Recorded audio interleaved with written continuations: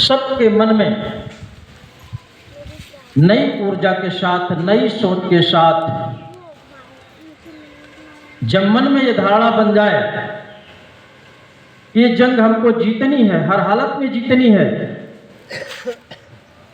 तो मुझे लगता है आज जिस तरह से हमारी संख्या, आपकी संख्या हजारों में होनी चाहिए, वो सिमट करके मुझे लगता है 50 भी नहीं पहुंच पाए।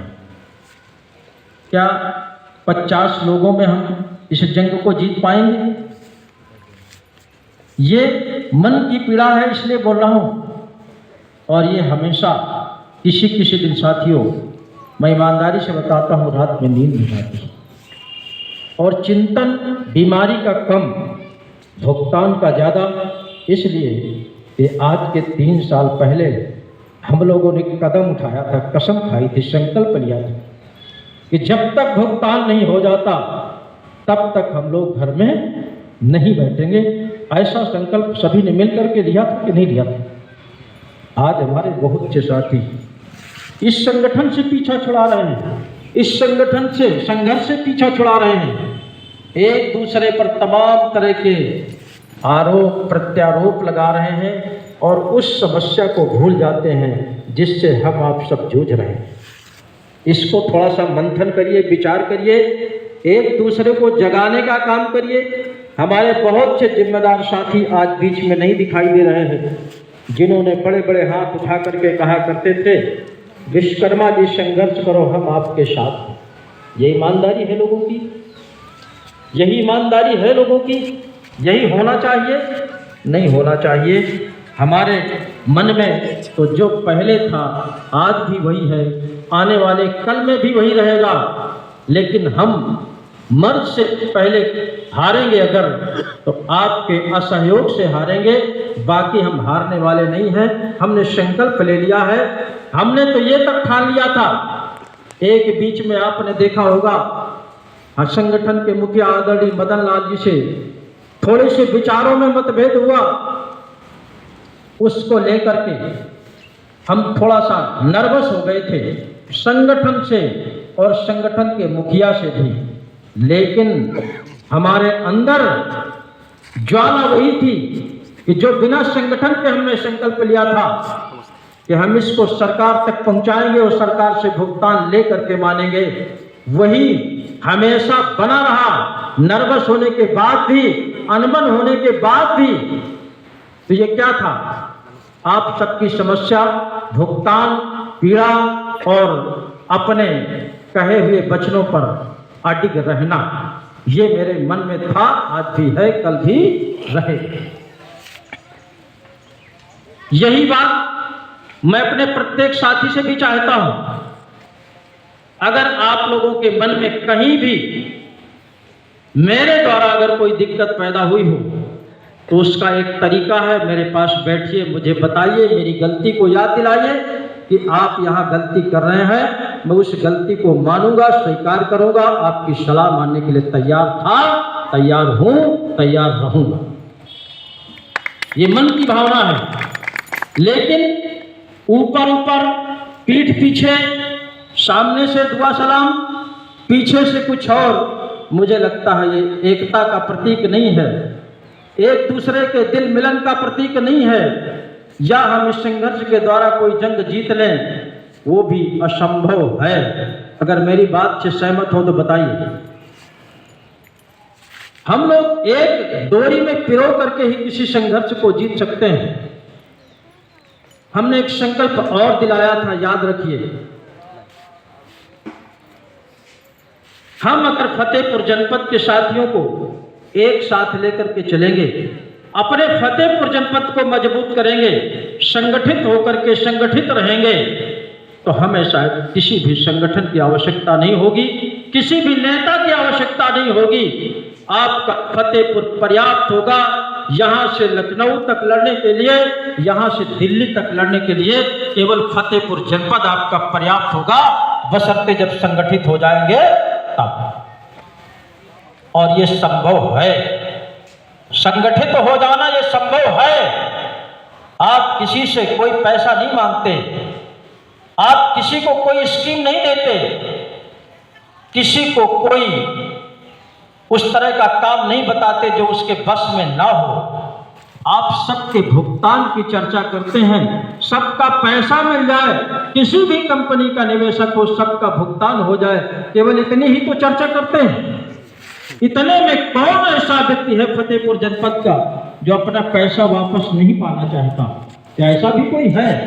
लेकिन वो तभी आपके बीच में आएगा जब आप उसको विश्वास दिला देंगे कि हमारे संगठन के द्वारा आपका भुगतान एक पाई से मिल जाएगा, और उसको लगेगा कि नहीं वास्तव में ये कानूनी लड़ाई लड़ रहे हैं, हमारे भुगतान की लड़ाई लड़ रहे हैं, तो निश्चित रूप से आपके साथ आ जाएगा।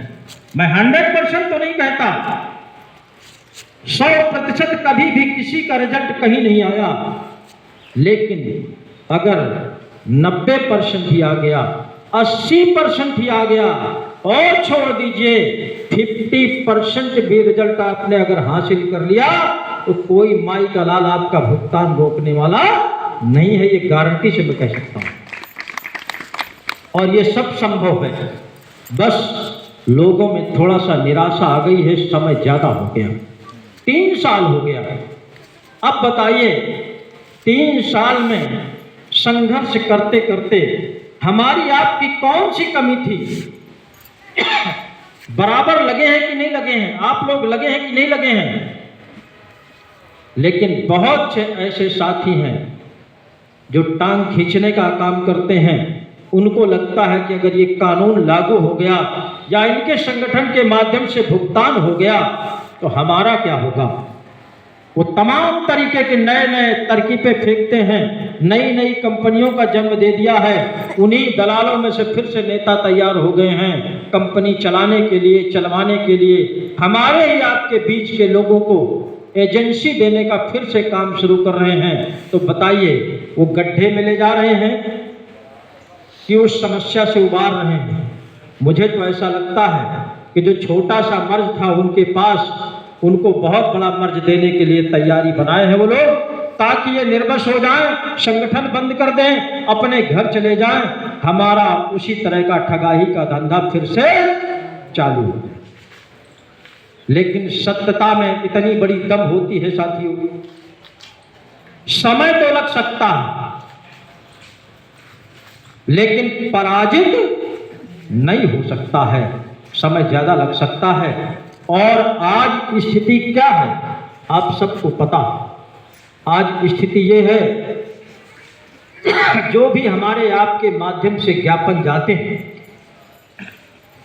सेंट्रल गवर्नमेंट के कार्यालय से, स्टेट गवर्नमेंट के कार्यालय से कुछ ना कुछ आदेश लिख करके आता है, चाहे फर्जी ही आता हो, चाहे फॉर्मेलिटी के रूप में आता हो, लेकिन कुछ ना कुछ लिख करके आता है कि नहीं आता है। तो आता कैसे है? जब सरकार के संज्ञान में समस्या है तभी तो कुछ लिख करके आता है, और अभी तक तो कुछ आता ही नहीं था, कोई सुनता ही नहीं था, कोई देखता ही नहीं था, कोई जानता ही नहीं था। और जब इतना सा शुरू हो गया है तो निश्चित रूप से अब केवल इतना बाकी है कि किस दिन किस समय आपके भुगतान होने का लेटर आ जाए, बस इतना बाकी है। बाकी सरकार को अब कुछ बताने की आवश्यकता नहीं है, केवल वही कागज बाकी। सारे कागज पहुंच गए, सारे कागज पहुंच गए। कोई ऐसा स्टेट नहीं है भारतवर्ष का जिसके संज्ञान में न हो, कोई ऐसा मुख्यमंत्री नहीं है जिसके संज्ञान में न हो ये समस्या। निश्चित रूप से कुछ सरकारों ने इसको बहुत तेजी से, गंभीरता से संज्ञान लेना शुरू कर दिया है, कुछ तो प्लान बनाना शुरू कर दिया है कि इनका भुगतान इस कानून के तहत कैसे मुहैया कराएं। जब यहाँ तक बात पहुँच चुकी है तो कमी हमारी आप सबकी है, उनको जगाइए जो घरों में बैठे हैं। इस बात को आप लोग अपने ऊपर न लागू कर लिया करें कि हम लोग लगे रहते हैं, हमको ही सुनाया जाता है। ऐसा नहीं है, हम सबको जानते हैं कौन कितनी मेहनत करता है, कितनी लगन से लगा हुआ है, कितनी हिम्मत से लगा हुआ है, हम सबको जानते हैं। लेकिन अगर आप मौके पे हैं तो आपके ही माध्यम से तो उनको हम मैसेज कर सकते हैं, आपके ही माध्यम से तो वहां मैसेज जा सकता है। ये आपके लिए है, उनके लिए है जो घरों में बैठे हैं, उनको जगाइए, एजेंटों को जगाइए, निवेशकों को जगाइए और आगे का कार्यक्रम अभी हम थोड़ी देर में बताते हैं। मैं चाहता हूं जो फर्स्ट स्टेज का जो कार्यक्रम है ये होली मिलन समारोह हो, जैसा अभी अध्यक्ष जी ने बताया है। दूसरा स्टेप जो हमारा कंपनी के खिलाफ FIR हुआ था उसके विषय में डिस्कशन विस्तार पूर्वक करना है। और तीसरा स्टेप होगा 23 मार्च 2025 का कार्यक्रम, जो एक देश में लहर छाई हुई है। तमाम लोग जानते हैं देश के कोने कोने पे कि 23 मार्च 2025 को कहां कहां किस तरह का ठगी पीड़ित जमाकर्ता परिवार के माध्यम से कार्यक्रम होगा, उसके बारे में हम लोग विस्तार से बैठ के चर्चा कर लेते हैं। इसके पहले मैं चाहूँगा होली मिलन समारोह का जो कार्यक्रम होगा वो हमारे बीच में बैठे हुए हैं। मैं जैसे ही नाम की घोषणा करूं उनका जोरदार तालियों से स्वागत करेंगे। मैं ही उनका पहले सम्मान करूंगा और उनको आज के कार्यक्रम का प्रभारी बनाएंगे। हमसे बड़े भी हैं, सयाने भी हैं, अनुभवी भी हैं और उस मुकदमे के प्रभारी भी हैं आदरणीय बड़े भाई हमारे रामदेव सिंह परिहार जी। आवे और हम आपका स्वागत करते हैं होली मिलन के साथ। तो सबसे पहले जोरदार तालियों से स्वागत करेंगे भैया। आशीर्वाद की कामना करते हैं कि आपका आशीर्वाद रहा तो हम लोगों का ये संघर्ष आगे सरल हो जाएगा और सब में हिम्मत बनेगी। इसके साथ साथ एक साथी मेरे पास आ जाओ, कोई भी जो ओरिजिनल होली मिलन है अबीर के साथ होता है लोग कहते हैं, तो वो भी परंपरा पूरी कर दी जाए। सबके साथ करूंगा, लेकिन आज ये कार्यक्रम के हमारे प्रभारी रहेंगे क्योंकि हमसे बड़े हैं, अनुभवी हैं और तमाम तरह से आपसे सहयोग मिलता रहता है। इसलिए थोड़ा तालियां भी बजनी चाहिए सबको।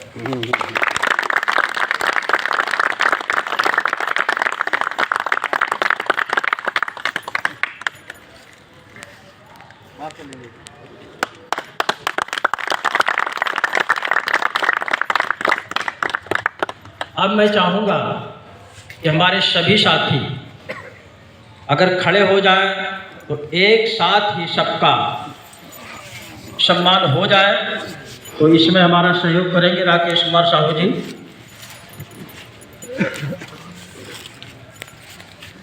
राजकुमार जी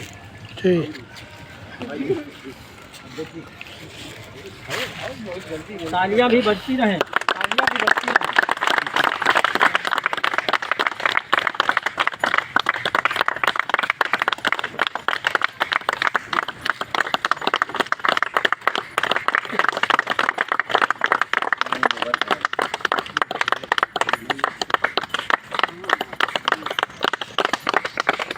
यहीं तो बैठो भैया प्रभारी जी।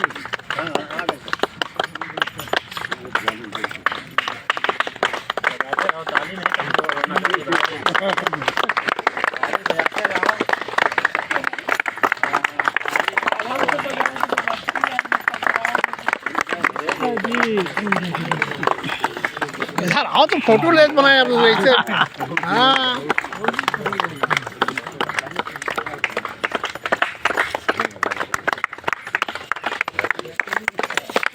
मैं सबके पास आ रहा हूँ स्वयं।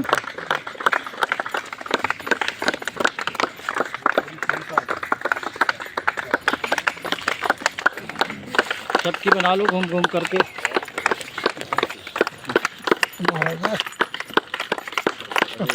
अरे होली तो बोल दो कोई कोई यार, होली है।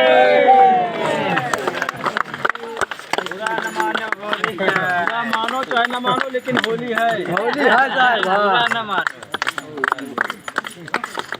राजी हो दो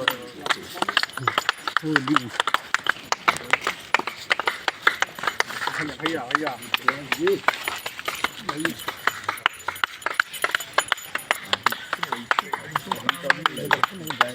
बस कर जबरदस्त जबरदस्त।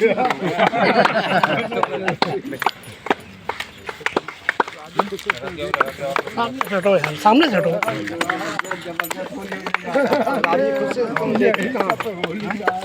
बातें जबरदस्ती न कर, हम राजी खुशी से बराबर आओ भाई सब लोग। हाँ? अभी संघर्ष हो पाएगा।